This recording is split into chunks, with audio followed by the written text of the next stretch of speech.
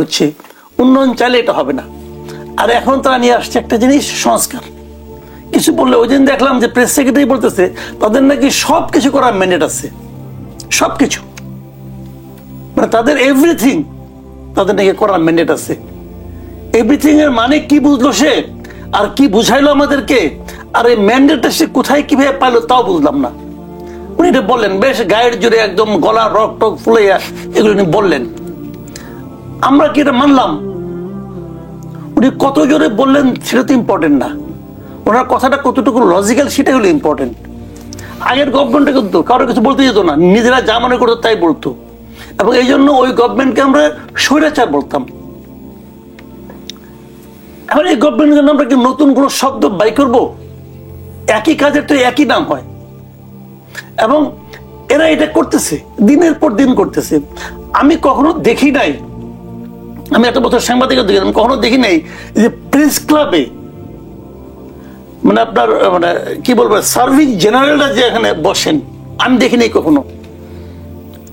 এবং এটা বলবো এটা ওনাদের অসহায়ত্ব, ওনাদেরকে নিয়ে এত স্ক্যান্ডাল, মানে এত ভাবে ওনাদেরকে বেইজ্জতি করার চেষ্টা করা হচ্ছে যে ওনারা অসহায়, এতটাই অসহায় হয়েছেন যে ওনারা প্রেস ক্লাবে পর্যন্ত আসতে বাধ্য হয়েছেন। এটা কি এমনি এমনি হয়েছে? এর পেছনে কি কোনো ইন্ধন নাই? যারা ইন্ধন দিচ্ছে, যারা এই কাজগুলি করছে, যারা আর্মিকে জনগণের মুখোমুখি দাঁড় করাতে চাচ্ছে, তাদের লক্ষ্যটা আসলে কি? তারা কি গেলে কেবল আর্মিকে ডিফেন্ড করতে যাচ্ছে, নাকি এইদিকে আমাদের নজর দিয়ে অন্য দিক থেকে নজর সরাতে চাচ্ছে? আমাদের এখানে নির্বাচন, আমরা সবসময় মনে করি একটা অন্তর্বর্তীকালীন সরকারের প্রধান কর্তব্য এবং সবচেয়ে দ্রুততার সঙ্গে যে কাজটা করবেন সেটা হলো একটা নির্বাচন দেবেন, এবং নির্বাচন দেওয়ার জন্য যে যে কাজগুলি করার আশু প্রয়োজন ওনারা সেইগুলি করবেন। এই সময় যদি আপনি জিজ্ঞাসা করেন বাংলাদেশে যে কোন কাজটা অথবা কোন কাজগুলো সবচেয়ে তড়িৎ বেগে এবং গুরুত্বের সাথে হচ্ছে, সেটা কি? একটা হলো করিডোর দেওয়া, আর একটা হলো টার্মিনাল দেওয়া। এই দুটো ডেটও দিয়ে দিচ্ছে।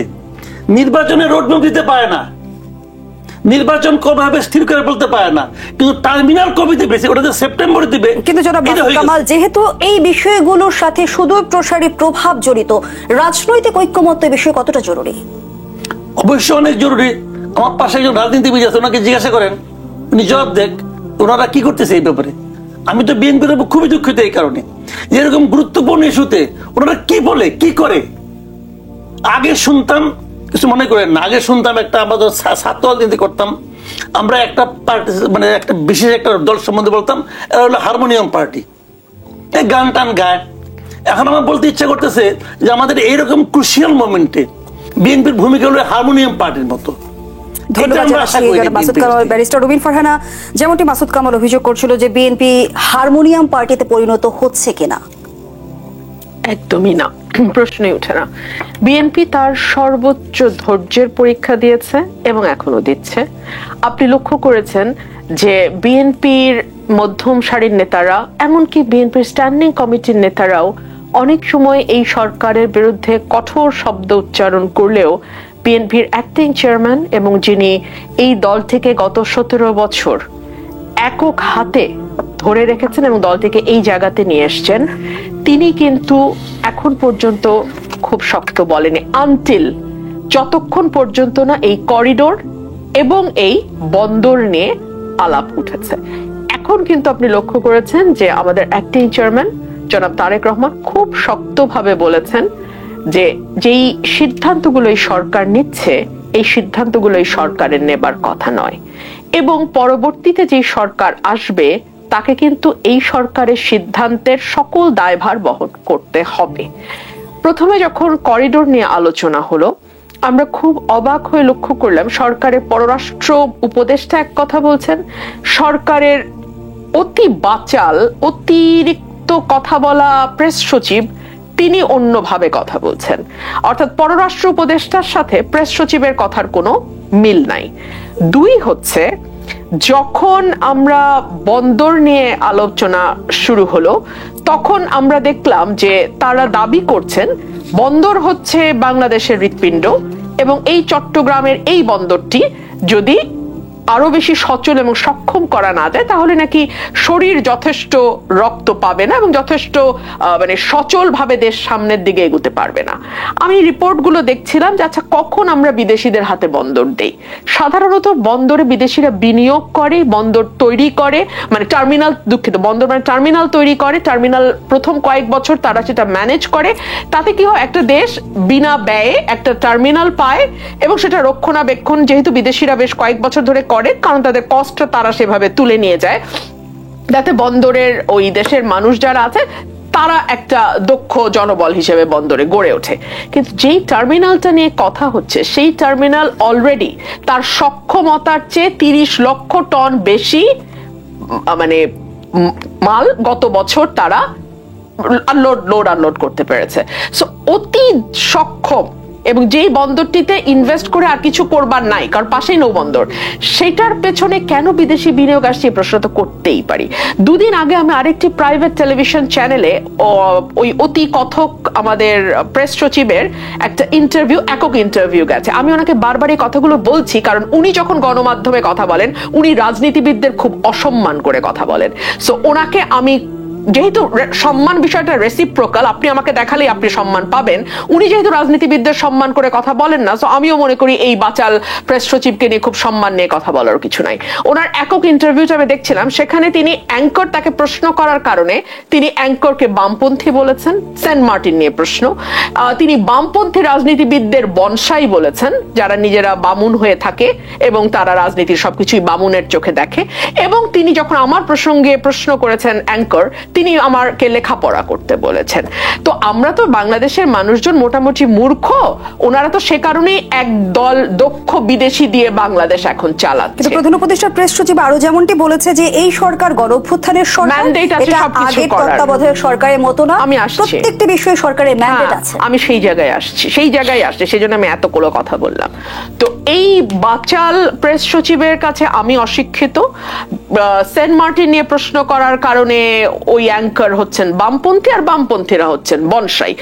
তো আমি ওনার জ্ঞাতার্থে জানাই যে কথাটি উনি বলেছেন, উনি তো অনেক পড়াশোনা নিশ্চয়ই করেন, না হলে ওনার বাকি সবাইকে মূর্খ কেন মনে হয়। উনি কি জানেন ওনার সোর্স অফ পাওয়ার কি? উনি তো পাওয়ারটা খুব এনজয় করছেন, ওনাকে দেখলেই বোঝা যায়। কিন্তু উনি কি জানেন ওনার সোর্স অফ পাওয়ার কি? ওনার উৎস কি ক্ষমতার? ওনার ক্ষমতার উৎস হচ্ছে একটা রেফারেন্স, যেটা সংবিধানের 106 অনুচ্ছেদ অনুযায়ী সুপ্রিম কোর্টের কাছ থেকে নেওয়া হয়েছে। এখন আপনি আসেন সেই রেফারেন্সে কি লেখা আছে আমরা একটু দেখি।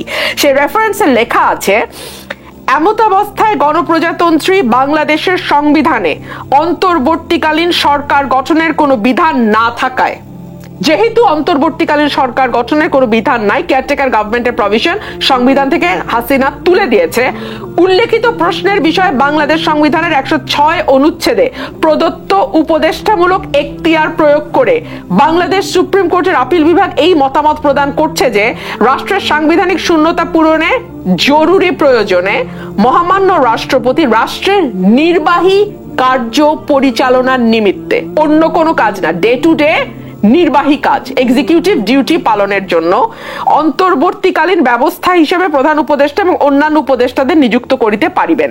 এবং এই রেফারেন্স অনুযায়ী কিন্তু এই উপদেষ্টা পরিষদ গঠিত হয়েছে। আমাদের উপদেষ্টাদের আপনি মন্ত্রী এবং প্রধান উপদেষ্টাকে আপনি প্রধানমন্ত্রী বলতে পারবেন কিনা সেইটা নিয়ে একটা প্রশ্ন আছে। এই সরকার আসার পর একটা অধ্যাদেশ করেছিল, সেই অধ্যাদেশে সরকার বলেছিল যে প্রধানমন্ত্রীর দায়িত্ব হচ্ছে প্রধান উপদেষ্টা এবং অন্যান্য উপদেষ্টারা মন্ত্রী পদমর্যাদার হবেন। সেই অধ্যাদেশটা কোনো এক অজানা কারণে চাপা পড়ে গেছে। অজানা কারণটা কি জানেন? অজানা কারণটা হচ্ছে বাংলাদেশের সংবিধান অনুযায়ী মন্ত্রী তো দূরেরই কথা, আপনি সংসদ সদস্য বা এমপিও হতে পারবেন না যদি আপনি বিদেশি নাগরিক হন। এই সরকারের উপদেষ্টা পরিষদ, তার এক্সটেন্ডেড ভার্সন আমাদের নিরাপত্তা উপদেষ্টা, যে পদটা বাংলাদেশে কোনোদিন ছিলই না, সেটাকে তৈরি করা হয়েছে। এরা প্রত্যেকে অন্তত 12 থেকে 14 জন বিদেশি নাগরিক আছে। নিরাপত্তা উপদেষ্টা ইতিমধ্যে সে অভিযোগ নাকচ করেছে। উনি কি বলেছেন? উনি কথার মারপ্যাচ দিয়েছেন। উনি একবারও বলেন নাই, উনি বলেছেন বাংলাদেশের নাগরিক হিসেবে, কিন্তু অন্য কোন দেশের নাগরিকত্ব তার নাই, ডুয়েল সিটিজেনশিপ নাই, সেটা কিন্তু উনি বলেন নাই। এক। দুই হচ্ছে আমাদের সেই অতি বাচাল প্রেস সচিবকে এই প্রশ্ন করা হয়েছিল, বারবার করা হয়েছিল।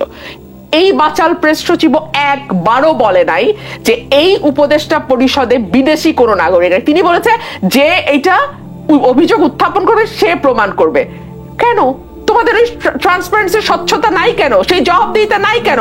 ওপেন চ্যানেল, ন্যাশনাল চ্যানেল বলে দেন আপনি। আপনার যদি সেই মরাল স্ট্রেংথ থাকে যে এই সরকারে কোনো বিদেশি উপদেষ্টা নাই, তাহলে সেটি আপনি জাতির সামনে প্রেস সচিব হিসেবে কেন পরিষ্কার করছেন না?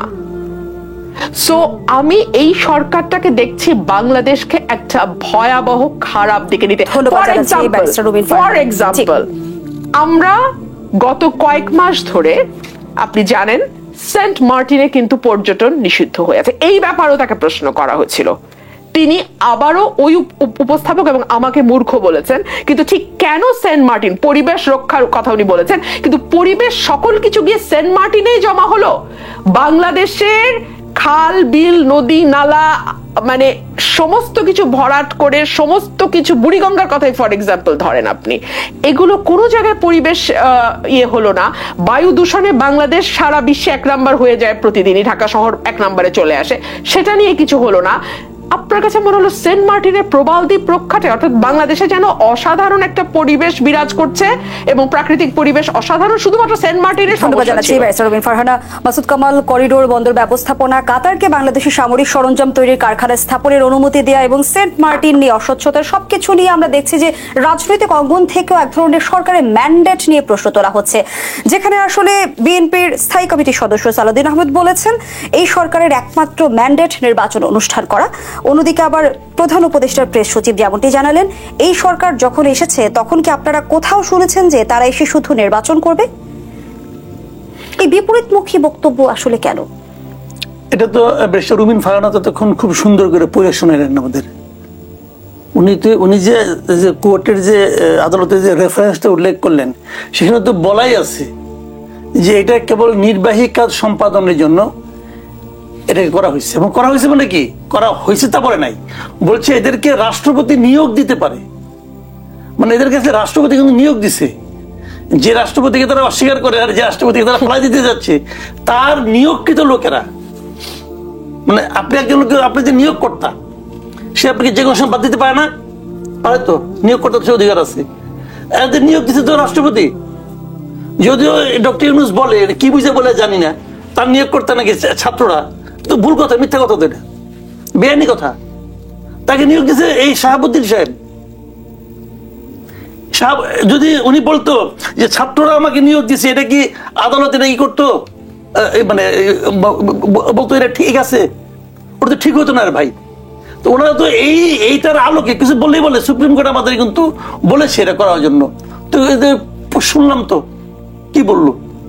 আর এই এত আলোচনার মধ্যে রুমিন ফারহানা ওনাকে নিয়ে এই আপনাদের ওনার মানে কি বলে প্রেস সেক্রেটারি কি বলছে না বললো, ওখানে ওই যে পার্টটা আছে যে বিদেশি নাগরিকের পার্টটা, ওখানে আমার প্রসঙ্গ উঠছিল আর কি।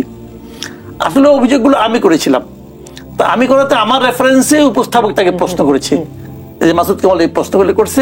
উনি উল্টা আমাকে চ্যালেঞ্জ করছে, মাসুদ কামালকে কোনো প্রমাণ দিছে, সে প্রমাণ দিতে পারবে? ইনভেস্টিগেটিভ জার্নালিজম কি বলে? আরে ভাই শফিকুল আলম ভাই, আপনার আগের থেকে আমি সাংবাদিকতা করি, আপনার আগের থেকে আমি সাংবাদিকতা করি এবং সাংবাদিকতা বিভাগে পড়াশোনা করে আসছি। একদম মানুষকে উড়াই দিয়েন না। সাংবাদিকতা কাকে বলে কিছু তো বুঝি রে ভাই, কিছু তো বুঝি। ইনভেস্টিগেটিভ জার্নালিজম কাকে বলে সেটাও বুঝি, আর আপনার কমেন্টারি জার্নালিজম কাকে বলে ওটাও বুঝি।